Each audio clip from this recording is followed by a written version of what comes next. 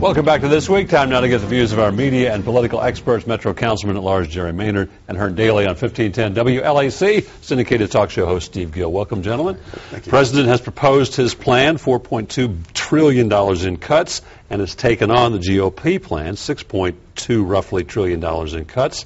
Here we go. And the President sounds pretty tough, like we're not going to abide by the GOP plan. GOP sounds pretty stern. It's not going to accept the President's plan. Where do we go? Finally have a fight. We got a big fight. Finally have Obama standing up to the GOP. What I suggest is we go back to the model that worked. Under Bill Clinton, when you had a Republican-controlled House and you had a president who was a Democrat, they came up with a compromise by which we created a surplus and not deficit spending. Let's go back to that. I wish Obama would stop saying raise taxes and say, no, let's take the tax rate back to the same level where it worked under the Bill Clinton administration. That's what we need to do.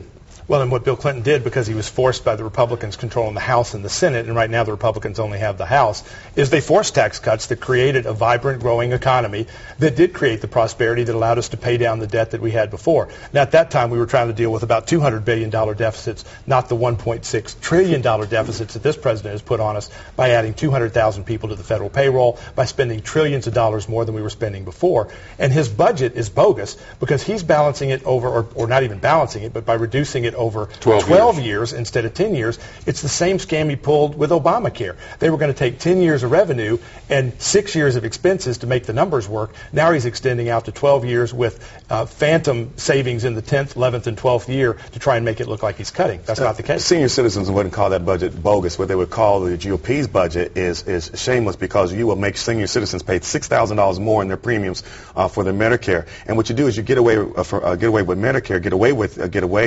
get rid of it as we know it. And that's just horrible right now. What we need right now is we need the President, we need the Senate and the House to work together to come up with a budget that is fair to the working middle-class families. Right now, having a tax cut for the rich, top 2%, is just unaffordable. We cannot afford to continue that tax cut. We need something that will say to the middle-class, working families, we will have a budget that would allow you to experience prosperity if you work hard, if you save, if you do the right thing. Right now, there's no reward under the GOP's budget. There's no reward for middle-class, working families to work hard, save, budget, and work within their means and spend within their means. Well, their upside is that they get to keep what they earn. The Obama plan is that we're going to continue to spend trillions of dollars we don't have and burden future generations on that debt and the debt load that it's building up. And the fact with Medicare and Social Security, the changes that the Republican plan is talking about don't even kick in except to people under age 55. So there isn't a senior alive who is going to be paying the price for that. And more importantly, well, that's right, but you're saying that you're trying to scare seniors by making them think that Granny's going to lose something.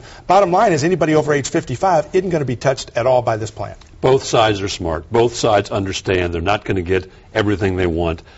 Once the rhetoric boils down, once the fight brews for a while, will they come together and some kind of compromise, cuts to Medicaid, maybe not abolishment of it, maybe reduction of the tax for the wealthy as opposed to elimination of something to get to a central point so that something is actually accomplished? Well, I think that's going to happen, but here's what's important. I think the dynamic has changed. Now Obama does not have to fight his own base. Obama does not have to fight because we do not control the House now. Now the Democrats can say, oh my God, we now see the difference between whether we support health care and not deal with the margins, like, for example, whether we had the public option. And so now you do not have Democrats fighting each other. Now we're unified. And I believe with a unified Democratic Party in both the House and the Senate, we can get a compromise that does not gut Medicare, does not gut the programs that we believe need to continue, because now Obama has a foe by which now he can now get his talking points. And Obama is great at the rhetoric. You can talk about getting rid of the rhetoric. That man is really awesome at rhetoric, and I think it will continue. There's no doubt he's great at talking, but when you look at what he's actually done as a nothing U.S. senator and as an even worse president, you've got an economy that is continuing to be in shambles. Just this week, another 415,000 people the week before filed new unemployment claims, while the president, who was saying we couldn't raise taxes in January, in December, because the economy was in dire straits, is now apparently thinking it's good enough to raise taxes by $1 trillion. That's as bogus as his economic plans. It's not going to work. I think they are going to meet a middle ground, but it ought to meet a middle ground where we don't raise taxes on people when the economy is already in shambles and create an even bigger disaster. It's a presidential re-election time. That's the right. year's not here. The president obviously wants to accomplish something. The Republicans obviously want to be able to hang their accomplishments on something. Will this increase the speed to which something happens so that both sides can say, we got this accomplished or we did not get this accomplished? Boehner needs Democrats right now. I believe he cannot control his Tea Party freshman Republicans. I believe that Boehner has to have Democrats to get anything passed out of the House. And I think that's where you're going to see room for negotiations. On the Senate side, you got 6 senators right now working on a budget. I believe that you're going to see a compromise being led by the Senate.